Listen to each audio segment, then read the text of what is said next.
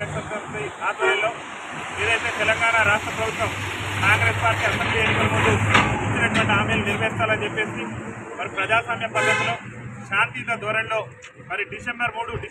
నుంచి మరి 3వ తారీఖు వరకు కూడా తలపెట్టినటువంటి మరి ఆమరణ నిరాహార దీక్ష ఏదైతే ముఖ్యమంత్రి రేవంత్ రెడ్డి గారు ప్రాతినిధ్యం వహిస్తున్నటువంటి కొడంగల్ నియోజకవర్గ కేంద్రంగా భారత వికలాంగుల పరిరక్షణ సమితి ఆధ్వర్యంలో తలపెట్టినటువంటి దీక్షకు అనుమతి ఇవ్వాలని చెప్పేసి ఈరోజు గౌరవ మరి వికారాబాద్ జిల్లా ఎస్పీ నారాయణ రెడ్డి గారికి ఈరోజు మేము కలిసి మరి అనుమతి ఇవ్వాలని చెప్పేసి విజ్ఞప్తి చేయడం జరిగింది. మరి అనుమతి ఇవ్వాలని చెప్పేసి మేము వినతిపత్రం కూడా సమర్పించడం జరిగింది. ఈరోజు ఏదైతే తెలంగాణ రాష్ట్రంలో వికలాంగుల సమాజం ఎదుర్కొన్నటువంటి సమస్యల పట్ల రాష్ట్ర ప్రభుత్వం అడ్డీముట్టనట్లు వ్యవహరిస్తున్నటువంటి నేపథ్యంలో మరి డిసెంబర్ 3 అంటే అంతర్జాతీయ వికలాంగుల దినోత్సవం డిసెంబర్ 1వ తారీఖు నుంచి 3వ తారీఖు దాకా ఆమరణ నిరాహార దీక్ష దిగి అప్పటికి కూడా రాష్ట్ర ప్రభుత్వం దిగొచ్చి మా పింఛన్లు పెంచేటువంటి